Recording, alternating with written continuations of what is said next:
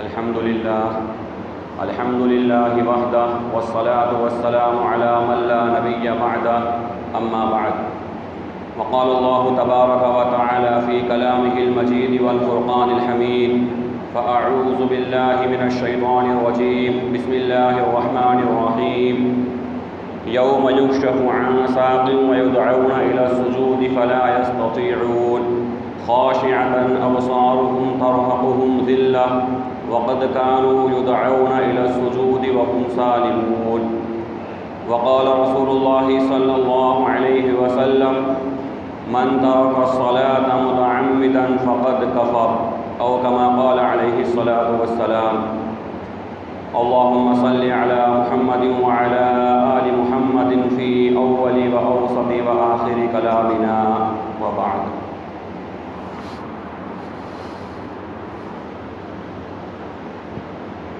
میرے محترم بزرگوں، عزیزوں، دوستوں،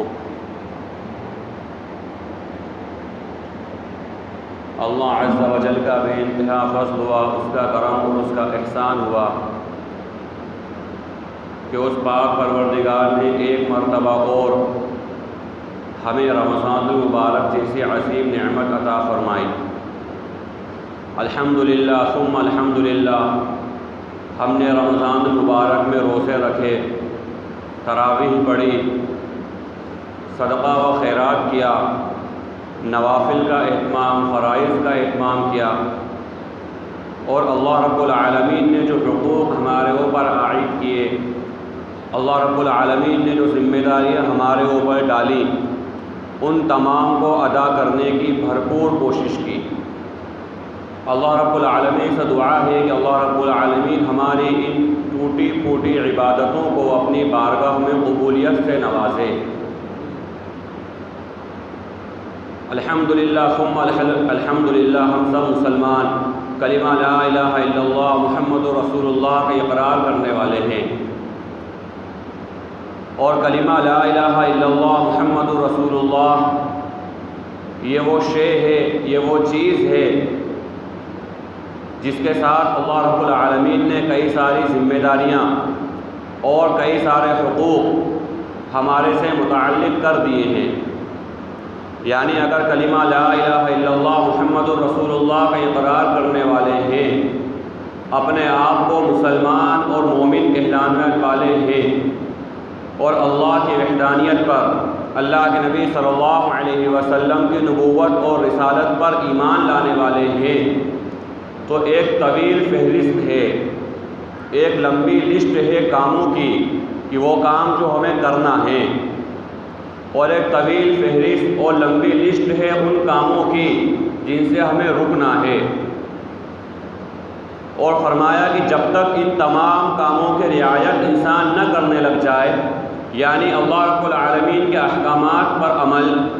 اور اللہ تبارک و تعالیٰ کی منہیات سے رکنے والا انسان جب تک نہ ہو جائے، تب تک وہ صحیح معنوں میں ایمان والا اور صحیح معنوں میں مسلمان نہیں ہے. یعنی کلمہ لا الہ الا اللہ محمد رسول اللہ پڑھ لینے کے بعد کئی سارے تقاضے، کئی ساری ذمہ داریاں اور کئی ساری پابندیاں ہیں. اسی لیے قرآن کریم کے اندر اللہ رب العالمین نے چند لوگوں کا مکالمہ، چند لوگوں کی بات چیت ذکر فرمائی ہے کہ وہ لوگ جو اللہ کے نبی علیہ السلام کی نبوت پر اور آپ کے رسالت پر ایمان لے کر آئے، اور ایمان لانے کے بعد انہیں چند لمحات ہوئے یا چند ایام ہوئے یا چند مہینے ہوئے اور انہوں نے اپنے آپ کو ایمان والا کہلوانا شروع کر دیا اور یہ کہنے لگے کہ ہم ایمان لے کر آئے. قرآن کریم میں اللہ رب العالمین نے اس واقعے کو ذکر فرمایا. اللہ رب العالمین بیان فرماتا ہے: قالت الاعراب آمنا، کہ جب گاؤں کے دیہات کے کچھ لوگ آپ کے پاس آئے اور انہوں نے کہا ہم ایمان لے کر آئے ہیں، ہم مومن ہو گئے، ہم ایمان والے ہو گئے. اللہ تبارک و تعالیٰ نے اللہ کے نبی علیہ السلام کو حکم دیا کہ اے نبی صلی اللہ علیہ وسلم، آپ ان سے کہیے قل لم تؤمنوا، کہ تم اپنے آپ کو ابھی ایمان والا مت شمار کرواؤ، تم ابھی اپنے آپ کو ایمان والا مت کہلواؤ، تم ابھی اپنے آپ کو ایمان والا ہونے سے یا اہل ایمان سے مت جوڑو، بلکہ یہ کہو کہ ابھی ہم اسلام لے کر آئے ہیں۔ وَلَٰكِنْ قُولُوا أَسْلَمْنَا، ابھی یہ کہو کہ ہم مسلمان ہوئے ہیں۔ کلمہ لا الہ الا اللہ محمد رسول اللہ کا ہم نے ابھی اقرار کیا ہے، ابھی ہم نے زبان سے کہا ہے کہ ہم مسلمان ہوئے ہیں، زبان سے ہم نے کلمہ طیبہ اور کلمہ شہادت کا اقرار کیا ہے۔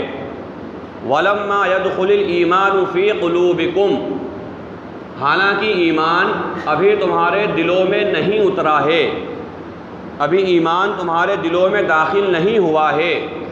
ابھی تم ایمان کے اندر مکمل نہیں ہوئے ہو۔ حضرات مفسرین فرماتے ہیں اس آیت کی تفسیر کے اندر کہ ایمان سے مراد یا وہ کون سی چیز ہے جو انسان کو ایمان والا کہلوائے، یا وہ کون سے اعمال ہیں جن کے کرنے کے بعد انسان اپنے آپ کو ایمان والا کہہ سکتا ہو، وہ تمام کے تمام اعمال اللہ رب العالمین نے موقع بموقع بیان فرمائے ہیں۔ اللہ رب العالمین نے وقتاً فوقتاً ان کاموں کو شمار کرایا ہے، ان کاموں کو گنوایا ہے، ان کاموں کو بتلایا ہے کہ یہ وہ کام ہے جو تمہیں کرنا ہے، جس کی وجہ سے تم ایمان والے کہلوا سکتے ہو اپنے آپ کو۔ اور کئی سارے ایسے کام ہیں جنہیں تمہیں نہیں کرنا ہے کہ جن کے نہ کرنے کی وجہ سے، جن سے بچ جانے کی وجہ سے تم اپنے آپ کو ایمان والا کہلوا سکتے ہو۔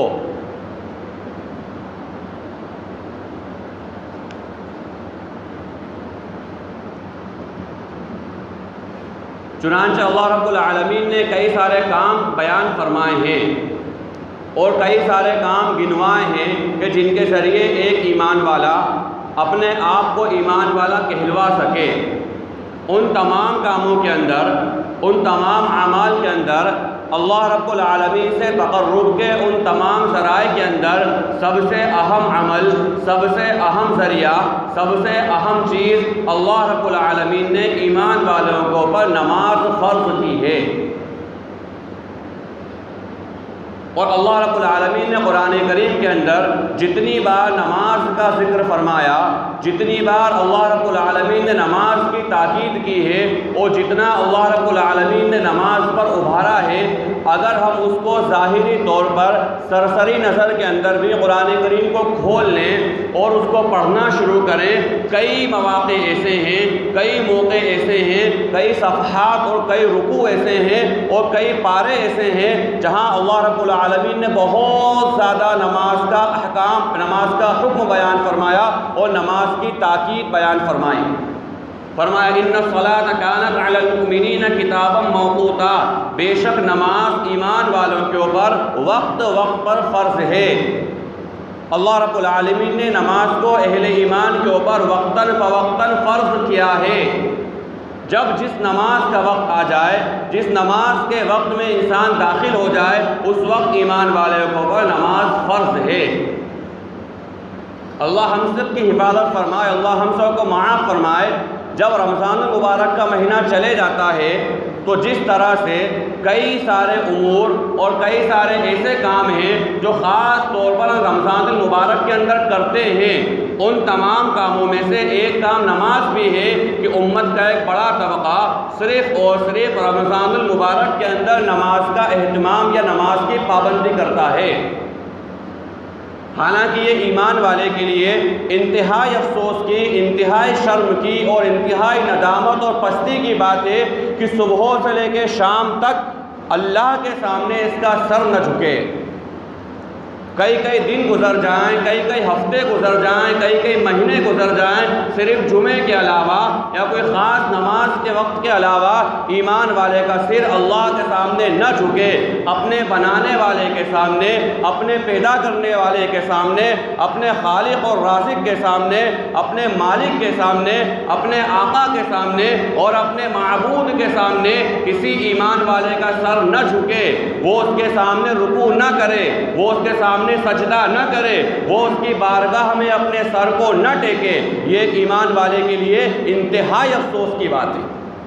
اور انتہائی شرم کی اور ندامت کی بات ہے کہ بنانے والے کے سامنے اس کا سر نہیں جھک رہا ہے، بنانے والے کے سامنے یہ عاجزی نہیں کر رہا، بنانے والے کے سامنے یہ انکساری نہیں کر رہا، اور اس خالق و مالک کے سامنے یہ انسان تواضع اختیار نہیں کر رہا، یہ ایک ایمان والے کے لیے انتہائی شرم کی بات ہے۔ کئی سارے مواقع کے اوپر یہ دیکھنے میں آتا ہے ہم سب ایک ہی کشتی کے سوار ہیں، یہ دیکھنے میں آتا ہے کہ ہماری نمازیں چھوٹے چھوٹے بہانوں سے، چھوٹے چھوٹے حالات سے، چھوٹے چھوٹے عذر کی وجہ سے وقتاً فوقتاً فوت ہوتی چلی جاتی ہے، حتیٰ کہ ایک نماز گزر گئی، دو نماز گزر گئی، تین نماز گزر گئی، چار نمازیں، حتیٰ کہ پورا دن اور کئی بار کئی ایام گزر جاتے ہیں کہ ہمیں نمازیں پڑھنے کی توفیق نہیں ہوتی۔ حالانکہ ایمان کے بعد اعمال کے اندر اللہ رب العالمین نے سب سے زیادہ اہمیت والی چیز جس کو بیان فرمایا وہ نماز ہے۔ اللہ کے نبی علیہ السلام کا فتویٰ ہے، آپ صلی اللہ علیہ وسلم کی بتائی ہوئی بات ہے، آپ صلی اللہ علیہ وسلم کا پیغام ہے کہ من ترک الصلاۃ متعمدا فقد کفر۔ جس شخص نے جان بوجھ کر ایک نماز بھی ترک کر دی، ایک نماز بھی جس شخص نے جان بوجھ کر چھوڑ دی، کوئی شرعی عذر نہیں، کوئی حالت نہیں، کوئی پریشانی نہیں، کبھی چوراہے پر کھڑے ہو کر، کبھی موبائل میں ٹائم پاس کر کر، کبھی لایانی باتوں کے اندر لگ کر، کبھی فضولیات میں لگ کر، کبھی لغویات میں لگ کر، حتیٰ کہ اللہ ہم سب کی حفاظت فرمائے کہ کبھی گناہ کے کاموں میں لگ کر، ٹی وی دیکھتے ہوئے، ڈرامہ دیکھتے ہوئے، فلم دیکھتے ہوئے، غیبت کرتے ہوئے، بے حیائی کی باتیں کرتے ہوئے، چوراہوں پر ٹائم پاس کرتے ہوئے ایمان والا 1 2 3 4 5 دھڑلے سے نمازیں چھوڑ رہا ہے۔ یہ انتہائی ہمارے لیے ذلت کی بات ہے کہ اللہ رب العالمین کے سامنے ہمارا سر نہ جھکے۔ یہ انتہائی افسوس کی بات ہے کہ اللہ رب العالمین ہمیں کان پکڑ کر مسجد سے باہر کر دے۔ یہ انتہائی شرم کی بات ہے کہ ایمان والے کو ایسے نکال دیا جائے نا مسجد سے جیسے آٹے میں سے کوئی انسان بال نکال دیتا ہے۔ کبھی غور کرنے کی بات ہے، میں سب سے پہلے اپنے آپ سے مخاطب ہوں، اگر میں نماز نہیں پڑھ رہا ہوں میں غور کروں کہ میں نماز کیوں نہیں پڑھ رہا ہوں۔ اللہ رب العالمین نے مجھے اپنے گھر پہ آنے سے دور کر دیا، اللہ رب العالمین نے مجھے اپنے گھر میں آنے کی اجازت نہیں دی۔ دنیا کا کوئی بڑا انسان اگر کسی کو اپنے گھر سے دور کر دے، وہ انتہائی شرمندگی کے اندر، انتہائی ندامت کے اندر، انتہائی افسوس کے اندر زندگی گزارتا ہے کہ فلاں بڑے نے، فلاں صاحب نے مجھے اپنے گھر سے دور کر دیا، یا میرے لیے اپنے گھر کے دروازے بند کر دیے، یا مجھے آنے کی اجازت نہیں دی۔ میں اپنے آپ سے مخاطب ہوں کہ میں غور کروں کہیں اللہ نے مجھے تو اپنے گھر سے دور نہیں کر دیا۔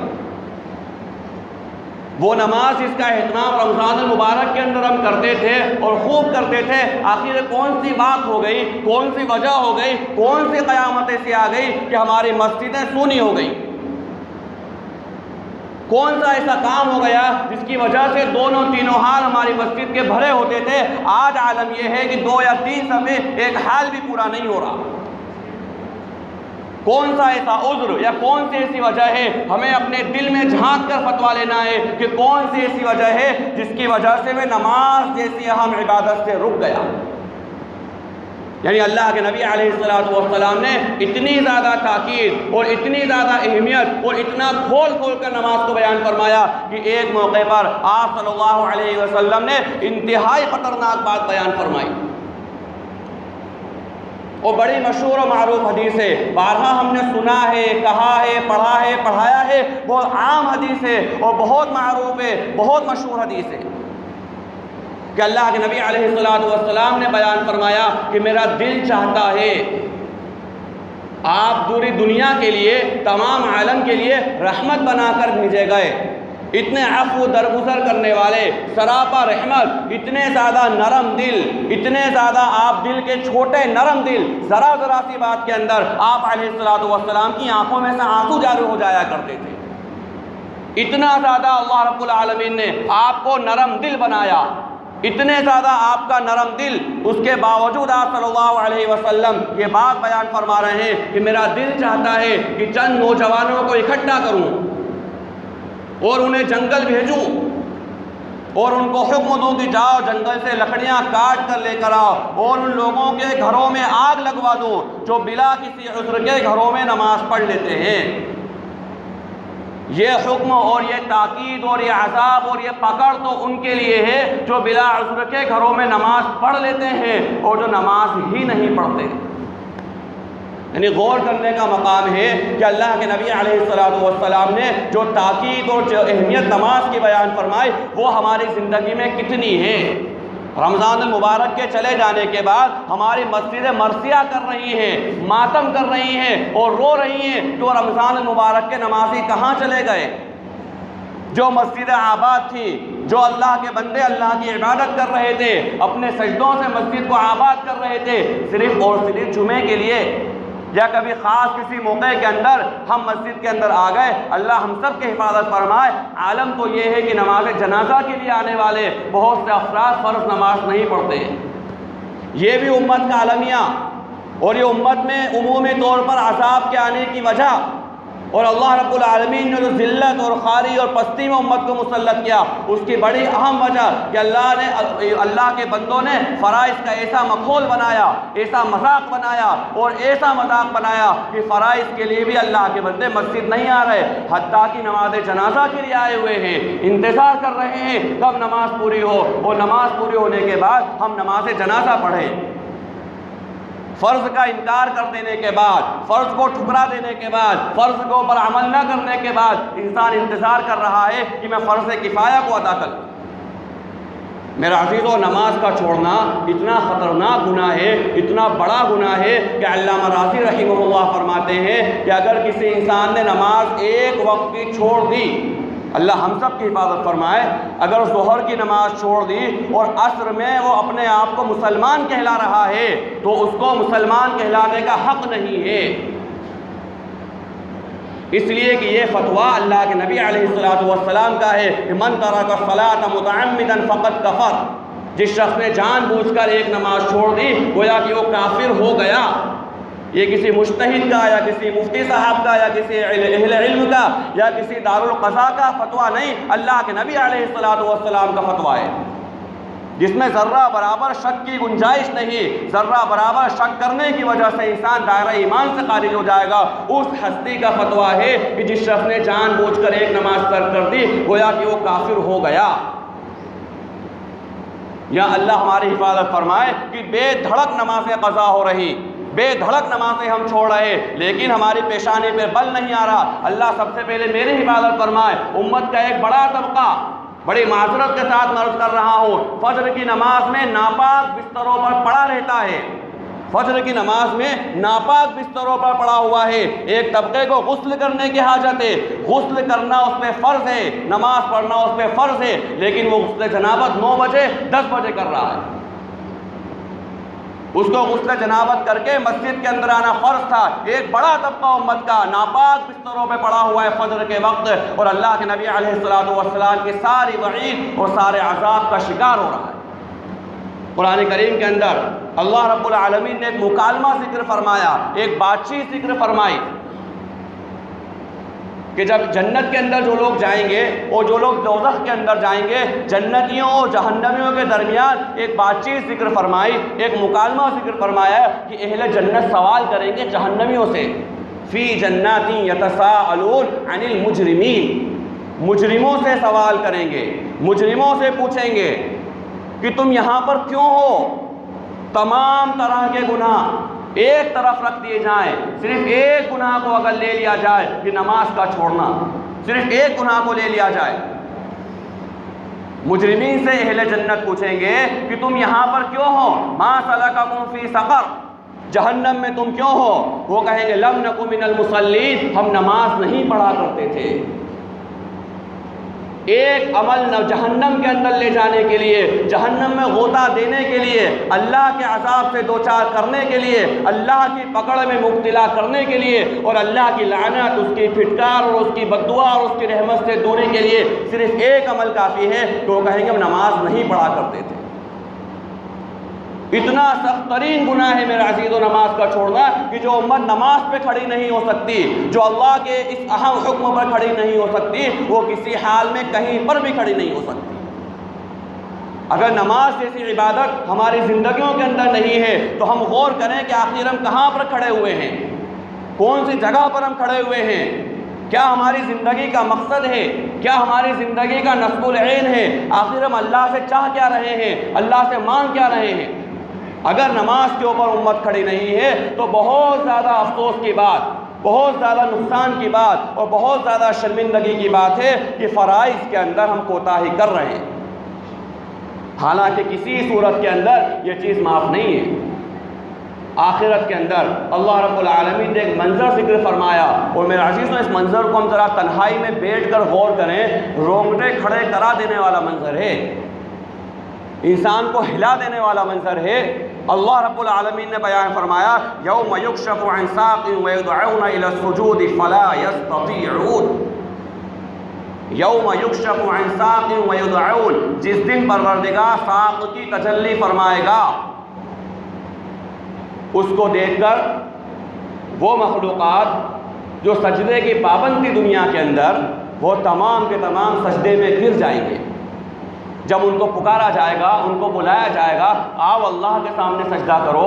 آؤ اللہ کے سامنے جھک جاؤ، آؤ اللہ کے سامنے اپنا سر ٹیک دو، وہ سجدہ کریں گے۔ کچھ لوگ ان میں سے وہ ہوں گے جب اللہ کے سامنے سجدے کے لیے بلایا جائے گا اس کے باوجود بھی سجدہ نہیں کر سکتے۔ خاشعۃ ابصارہم ترہقہم ذلہ، ان کی آنکھیں جھکی ہوئی ہوں گی، پستی اور ذلت اور رسوائی اور ضلالت ان کے چہرے سے ٹپک رہی ہوگی۔ یہ وہ لوگ ہوں گے کہ جب دنیا کے اندر انہیں سجدے کے لیے بلایا جاتا تھا، دنیا کے اندر مؤذن انہیں حی علی الصلاۃ اور حی علی الفلاح کر کے نماز کے لیے پکارتا تھا، اس وقت یہ سجدہ نہیں کرتے تھے، اللہ کے سامنے پیش نہیں ہوتے تھے۔ اس وقت جب تمام وہ لوگ جو نماز کے پابند ہو گئے دنیا کے اندر، وہ تمام سجدے میں گر جائیں گے، لیکن یہ بندہ خدا سجدہ نہیں کر سکتا، اس لیے کہ دنیا کے اندر سجدہ نہیں کرتا تھا۔ اللہ رب العالمین نے ایسا محروم کرا، ایسا محروم کرا، ایسا محروم کرا کہ آخرت کے اندر اس کو سجدہ کرنے کی توفیق نہیں ملے گی۔ ہمارے لیے غور کرنے کا مقام ہے میرے عزیزوں کہ آخر کیسے کیسے بہانوں سے، کہیں مہمان آ گئے تو نماز فوت کر دی، کبھی نیند لگ گئی تو نماز فوت کر دی، کبھی ہلکا پھلکا سر درد ہوا نماز فوت کر دی، کہیں گھومنے چلے گئے نماز فوت کر دی، کہیں باتوں میں لگ گئے نماز فوت کر دی۔ چھوٹے چھوٹے بہانوں سے، چھوٹے چھوٹے عذر سے جو شرعی عذر ہے ہی نہیں، ہم تصور کریں کہ اللہ کے نبی علیہ السلام نے فرمایا کہ کوئی شخص کتنا بھی معذور ہو، کوئی شخص کتنا بھی عاجز ہو، لیکن نماز بہرحال اسے پڑھنا ہے۔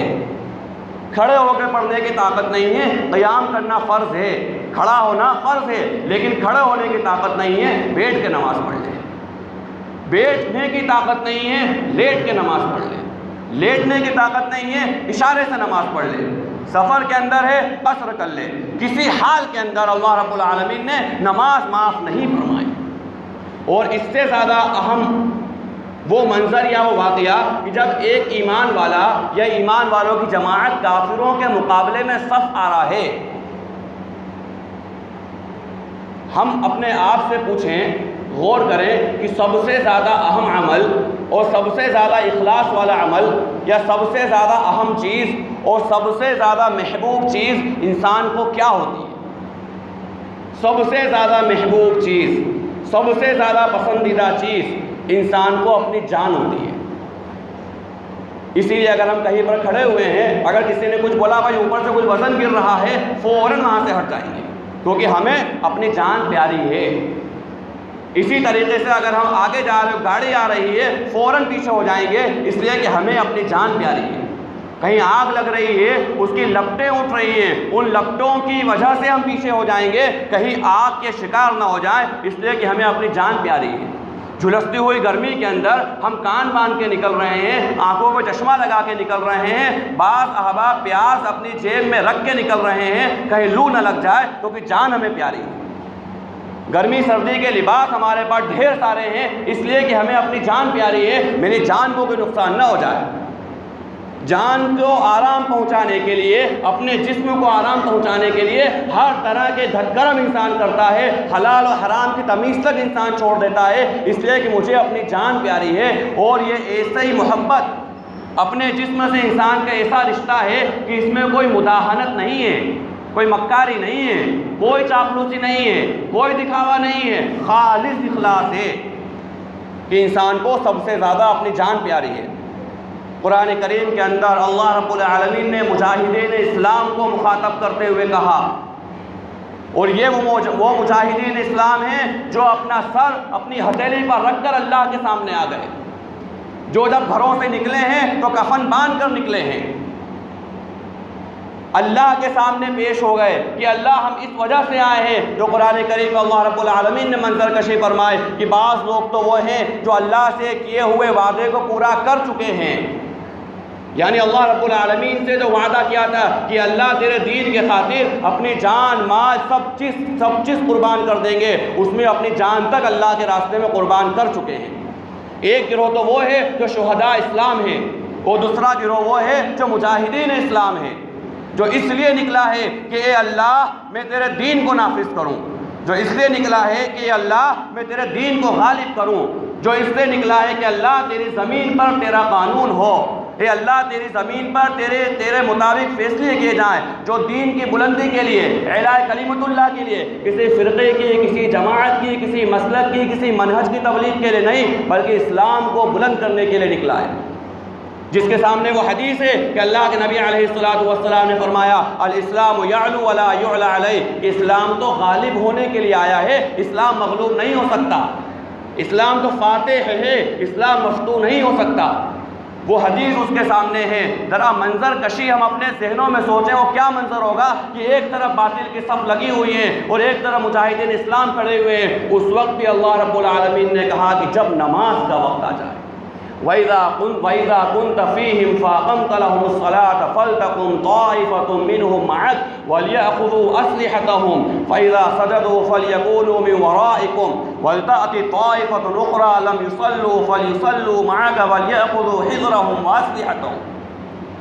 ایسے نازک وقت کے اندر کہ جبکہ انسان کی گردنیں گر رہی ہیں، ایسے نازک وقت کے اندر جبکہ انسان کا خون گر رہا ہے اور شہداء اسلام اپنی جانوں کے نذرانے پیش کر رہے ہیں، اللہ رب العالمین نے فرمایا کہ جب تم ایسے وقت میں ہو اور نماز کا وقت آ جائے،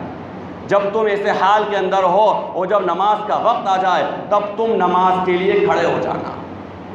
تمہارے جو امیر ہیں، تمہارے جو سپہ سالار ہیں، تمہارے جو ذمہ دار ہیں، وہ تمہیں ایک رکعت پڑھائے اور جان لو اس کو ہتھیار لگا کے رکھنا،